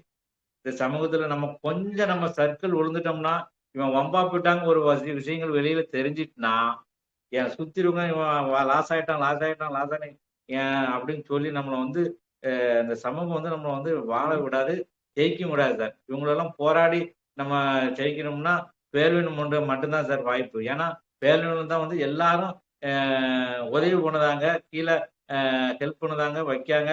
நம்ம நல்லா இருக்கணும், இவன் நல்லா இருந்தா தான் டீம் கொண்டு வருவாங்க தான் மேலே போவோம். நமக்கு கீழே வருவங்க நல்ல டீம் கொண்டா தான் நம்ம நல்லா இருக்கோங்கிறதுக்காண்டி நீங்க அடிக்கடி சொல்லுது மாதிரி வாழ வச்சு வாழக்கூடிய ஒரே பிசினஸ் உலகத்துல பேர்வின் ஒண்ணுதான். அந்த ஒரு காரணத்துக்காண்டியே நம்ம வந்து பேர்வின் வந்து உயிர் மச்சா பார்க்கணும் சார். வாழ்த்துக்கள் ஐயா, வாழ்த்துக்கள். நீங்க ஒரு ஆர்டிஸ்டாக, ஒரு ஆட்டோ டிரைவராக இருந்து நஷ்டப்பட்டு இப்பொழுது வட்டி தொழில் செய்திருக்கீங்க. வட்டி தொழில்ல எல்லாம் கிடைக்கும், ஆனா சிரிக்கவே முடியாது. மற்றவர்களோட சார் எனக்கு என்னுடைய பணம் வந்து வெளியில எத்தனை லட்சமா வெளியில கிடக்கு வட்டி பிரியல. இந்த கொரோனாத்துல பாதி பேர் ஊரை விட்டே ஓடிட்டாங்க, தேடி கண்டுபிடிக்க முடியல. சரி, பல லட்சம் நம்ம தெருவுல போயிட்டு நம்பி இதுல ரேங்க அடிச்சிடும் சொல்லிதான் நான் ரேங்க அடிச்சேன் சார். அருமை ஐயா, அருமை அருமை. அருமையான இந்த புரோகிராமில் நீங்க பங்கு பெற்றதற்கும், நீங்க அநேக பேரை வாழ வைத்து வாழ வேண்டும் என்கிற நோக்கத்தோடு இந்த பால்வைனை முதல் முடிவும் இதுதான், பால்வைன் தான் என்கிற நம்பிக்கையோடு நீங்க இருக்கிறதற்காய் உங்களை வாழ்த்தி வரவேற்கிறோம். உங்களுக்கு சப்போர்ட் செய்து கொண்டிருக்கிற ஒவ்வொரு லீடர்களுக்கும் வாழ்த்துக்கள். நன்றி ஐயா, நன்றி. உங்களை தொடர்ந்து உங்களை வாழ்த்துவதற்காக உங்களுடைய அன்பு நண்பர் சேகரன்ஜி அவர்களை அன்புடன் அழைக்கிறோம். சிறப்பு சிறப்பு. வணக்கம் வணக்கம் வணக்கம் சார். ரொம்ப அற்புதமான ஒரு நிகழ்ச்சி. அன்பு நண்பர்களே, ஏறக்குறைய 140 நபர்கள் இதுக்குள்ள உட்கார்ந்து இதை கேட்டுட்டு இருக்கோம். அதாவது எவ்வளவோ விஷயங்கள் நம்ம வந்து தெரிஞ்சுக்கணும். டெய்லி இந்த ப்ரோக்ராம் நடந்துட்டு இருக்குது, நிறைய ஸ்டார் லீடர்கள்லாம் வந்து பேசுறாங்க. அவர்களுடைய கதைகள் பாத்தீங்கன்னா ஒவ்வொரு மனிதனுடைய வாழ்க்கைக்கு பின்னாலும் எக்கச்சக்கமான பிரச்சனைகள் இருக்கு. அந்த பிரச்சனை எல்லாம் தாண்டிதான் அவங்க இதுக்கு வந்திருக்காங்க, பேர்ல்வைனுக்கு வந்திருக்கிறாங்க. பேர்ல்வைன்ல வந்து ஸ்டாருங்கிற இந்த ரேங்க் அப்கிரேட் பண்ணின பிறகுதான், அந்த அச்சீவ்மெண்ட்டை முடிச்ச பிறகு அத்தனை பேருக்கும் பாத்தீங்கன்னா காலையில 9 மணிக்கு அவர்களுடைய வாழ்க்கையை பத்தி, வாழ்க்கை குறிப்பை பத்தி, அவர்கள் கடந்து வந்த பாதையை பத்தி பேசுவதற்காக இந்த நிகழ்ச்சி நடத்திட்டு இருக்கக்கூடிய செந்தில்குமார் சாருக்கும் மைக்கேல் ஜிக்கும் நான் நன்றியை சொல்லிக்கிறேன். ஏன்னா இன்னைக்கு வந்து நடராஜன் சார் வந்து இவ்வளவு விஷயங்கள் சொன்னாங்க. நிஜமா சொல்றேன், எனக்கு இதுல சார் இன்னைக்கு பேசுனதுல ஒரு 25% மட்டும்தான் எனக்கு சாரை பத்தின டீட்டெயில்ஸ் தெரியும். ஏன்னா பார்த்தா பேசிக்கிடுவோம், சிரிச்சுக்குவோம், சில விஷயங்கள் கேட்பாங்க, அந்த லிங்க் இருக்கா இந்த லிங்க் இருக்கா கேட்பாங்க, எல்லாம் அனுப்பி கொடுப்பேன். சென்னையில ப்ரோக்ராம் நடக்கிற மீட்டிங் ஏதாவது இருந்தா அனுப்புங்கன்னு சொல்லுவாங்க. இந்த மாதிரி ஒரு பேச்சளவுல தான் நான் அவர் கூட தொடர்புல இருக்கேன். ஆனா உண்மையிலே வந்து ரொம்ப சந்தோஷமா இருக்கு. ஏன்னா இப்ப 7 பேர் கொண்ட ஒரு குடும்பத்துல பிறந்து தனியாளா வந்து படிக்கிறது கூட வசதி இல்லைன்னாலும் நான் கஷ்டப்பட்டு அப்படி பண்ணேன், ஆட்டோ ஓட்டுனேன், அதுக்கப்புறமா வந்து நான் ஆர்டிஸ்ட் வேலை பார்த்தேன், அந்த காசை எடுத்து நான் படிச்சேன், பிறகு திருமணம் செஞ்சு கொண்டேன். 2 பெண் குழந்தைகள் இருக்காங்க. அவர்களை நாளைக்கு நல்ல இடத்துல நான் திருமணம் பண்ணி அனுப்பி ஆகணும். அது எனக்கு கடமையா இருக்கு. நான் அதை ஒரு கோலை நான் செட் பண்ணிட்டேன். அதுக்கு நான் செய்து கொண்டிருந்த தொழில்கள் எதுவும் எனக்கு கை கொடுக்காதுங்கிற நம்பிக்கை எனக்கு கொரோனா எனக்கு நல்லாவே உணர்த்தியாச்சு. அதுக்கு பிறகு நான் இனி அதை தொடர்வது புத்திசாலித்தனம் இல்லை அப்படிங்கறதுனால அதை நான் கொஞ்சம் ஓரமா வச்சுட்டு பேர்ல் வயல்ல முழுமூச்சா இறங்கி இருக்கிறேன். என்னுடைய டீமுகள் எல்லாம் மிகப்பெரிய அளவுல, அதுலயும் குறிப்பா அரசு ஊழியர்கள் நிறைய நபர்கள் இருக்கிறதா சார் இங்க சொன்னாங்க. அவர்கள் எல்லாரும் ஒரு காலத்துல பாத்தீங்கன்னா 60 வயதுல கண்டிப்பா அவங்க ரிட்டையர் ஆகுவாங்க. ரிட்டையர் ஆனா நிச்சயமாக முழு மூச்சாக, ஏன்னா ஏற்கனவே இங்க சொல்லப்படுகிற விஷயம் அதுதான். ஒரு அரசு ஊழியர் வாங்குற சம்பளம் ஓரளவுக்கு அவர்களுக்கு போதுமானதாக இருந்தா கூட அவங்க ரிட்டையர் ஆகும்போது அவங்களுடைய பென்ஷன் ரொம்ப குறையும். ஏன்னா இப்ப கென்னடி சாருக்கெல்லாம் அந்த அனுபவம் உண்டு. சார்லாம் என்ன நிறைய பேசியிருக்காங்க அதை பத்தி. அப்ப அந்த வகையில அவர்களுடைய பென்ஷன் பாதியாக 1/3 பங்காக குறையிற நேரத்தில் அவர்களுக்கு பொருள் நிறைய தேவைப்படும். அந்த நேரத்தில் மிகச் சிறப்பாக வாழ்வதற்கு இப்போவே பேர்ல் வைன்ல அவங்க ஒரு சின்ன சின்ன ரேங்குகள் அப்கிரேட் பண்ணி இதுக்குள்ள வந்திருக்காங்க. அதற்கு காரணமாக நடராஜன் சார் இருந்திருக்காங்க. அதுக்கு உதவிய லீடர்களை பத்தி எல்லாம் இங்க குறிப்பிட்டாங்க. ரொம்ப ரொம்ப சந்தோஷமா இருக்கு. நிஜமாவே சொல்றேன், இங்க இருக்கிற மற்ற நபர்கள், ஸ்டார் இதுவரை ஆகாத நபர்களே, அன்பர்களே, நான் உங்கள்ட்ட வேண்டி கேட்டுக்கொள்வது, இந்த ஒரு கேட்டகரியை தயவு செய்து நீங்க முடிங்க. ஒரு ஸ்டார் மெம்பராக நீங்க வாங்க. ஏன்னா ஒரு நபர் ஸ்டார் ஆகும்போது மேல இருக்கக்கூடிய அப்பலைனுக்கு வருமானம் போகிற மாதிரி இங்க இதை பிளான் பண்ணி நமக்கு அசோசியேஷன் லீடருக்கு தரல. அவர்கள் இதை பிளான் பண்ணும் போதே என்ன சொல்லியிருக்காங்கன்னா, செய்பவர்களுக்கே வருமானம் கூடுதலாக கிடைக்கக்கூடிய ஒரு இடம். நம்மளுடைய லெவல் 1ல 20 பேர்ல் வந்தா நமக்குத்தான் 15 டிபி இன்டு 20 கிடைக்கும். நம்மளுடைய 2வது நிலையில 20 கோரல் வந்தாலும் 20 டிபி இன்டு 20 நமக்கு தான் கிடைக்கும். நம்மளுடைய 3வது நிலையில 20 ஓனிக்ஸ் வந்தாலும் 40 இன்டு 20 நமக்கு தான் கிடைக்கும். அப்போ அற்புதமான இந்த ஒரு ரேங்க் அப்படின்னு சொல்லக்கூடியது, இந்த ஸ்டார் அப்படின்னு சொல்லக்கூடியது பாத்தீங்கன்னா கடந்த 5 ப்ரோக்ராம்கள் அவ்வளவு ப்ரூவ் பண்ணியாச்சு. சோ அந்த வகையில இப்ப 6வது ப்ரோக்ராம் திருச்சியிலையும் நடக்க போகுது. திருநெல்வேலி மாவட்டத்தை பொறுத்த வரைக்கும் கென்னடி சார் அழகா சொன்னாங்க. நான் சொல்வதற்கு ஒண்ணும் இல்லை. அவர்கள் ரேங்க் அப்கிரேட் பண்றதுலயே கொஞ்சம் ரொம்ப அதிகமாவே கவனம் செலுத்தி நிறைய குவாட்ஸ், அமெத்திஸ்ட், டோபாஸ், ரூபி எல்லாம் இருக்கக்கூடிய மாவட்டமாக திருநெல்வேலி அவங்க கவனிச்சுட்டாங்க. ஆனா இந்த எம்பிசி, எம்சிசி, ஸ்டார்ல எல்லாம் கொஞ்சம் நம்ம பண்ணிக்கலாம், மெதுவா பண்ணிக்கலாம் அப்படின்னு இருந்தாங்க. பட் இப்போ பாத்தீங்கன்னா அதுலயும் அதிகமா ஈடுபாடு செலுத்தி வரக்கூடிய திருச்சி ப்ரோக்ராமுக்குள்ள குறைந்தது திருநெல்வேலியில இருந்து ஒரு 15-20 நபர்களை ஸ்டார் லீடர்களாக கொண்டு வரதுக்கு முயற்சி செய்யறேன்னு இன்னைக்கு காலையில கூட என்கிட்ட கென்னடி சார் சொன்னாங்க. அது வேலை சார் ஒர்க் பண்ணிட்டு இருக்காங்க. நிறைய தலைவர்கள், நான் பேர் எடுத்து சொன்னா எக்கச்சக்கமான நபர்கள் பண்ணிட்டு இருக்காங்க. நான் போன சண்டே கூட திருநெல்வேலி மீட்டிங் போயிட்டு வந்தேன். பிரமாதமான கிரௌடு, ஸ்டாண்டிங் கிரௌடு, உட்கார்றதுக்கு இடம் இல்லை, அந்த அளவுக்கு மக்கள் வர்றாங்க. இப்போ திருநெல்வேலி நிச்சயமா அங்கேயும் இதே மாதிரியான ஒரு மாவட்ட வாரியான ஒரு ப்ரோக்ராம் நம்ம செய்யறதுக்கு பிளான் இருக்கு. எல்லா தலைவர்களையும், தமிழ்நாட்டில் இருக்கிற அத்தனை தலைவர்களும் கலந்துக்கக்கூடிய அளவுக்கு மிக பிரமாதமான ஒரு ப்ரோக்ராமாக அந்த ப்ரோக்ராமையும், அந்த அளவுக்கு எஃபிஷியண்டான டேலண்ட் உள்ள லீடர்ஸ் திருநெல்வேலியில இருக்கிறாங்க. அதுல ஒரு நபராக இன்னைக்கு நடராஜன் சார் அவருடைய அனுபவத்தை சொன்னது கேட்டதுலயும் மகிழ்ச்சி. உண்மையிலேயே அவரை நான் பாராட்டி தான் ஆகணும். ஏன்னா தனி மனிதனுடைய உழைப்புல ஒரு நபர் வாழும்போது நிறைய கதைகள் அதுக்கு பின்னாடி வரும். அது எல்லாமே சோக கதைகளா தான் இருக்கும். இது எல்லாருக்கும் அனுபவம் இருக்கு, எனக்கெல்லாம் ரொம்பவே இருக்குன்னு வச்சுக்கோங்களேன். அதை பேசினாலே உண்மையிலேயே எமோஷனல் ஆகக்கூடிய அளவுக்கு இருக்கும்.